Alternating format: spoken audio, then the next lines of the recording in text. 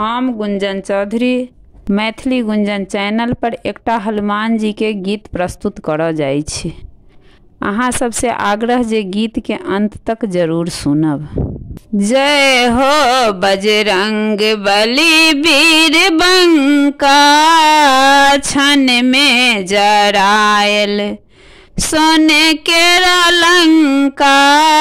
जय हो बजरंग बली वीर बंका, छन में जरायल सोने के लंका।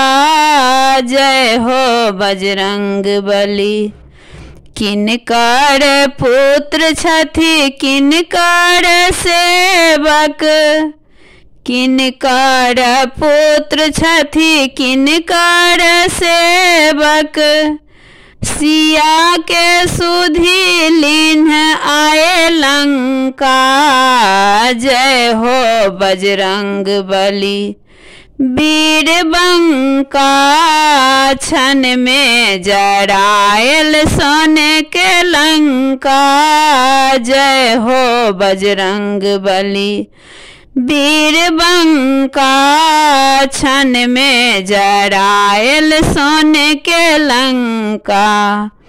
अंजनी के पुत्र छथि रामचंद्र के सेवक, अंजनी के पुत्र छथि रामचंद्र के सेवक।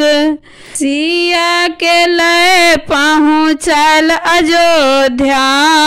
जय हो बजरंग बली वीर बंका, छन में जरायल सोने के लंका।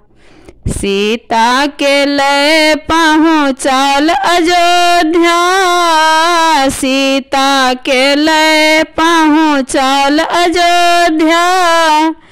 जय हो बजरंग बली वीर बंका, छन में जरायल सोने के लंका। जय हो बजरंग बली।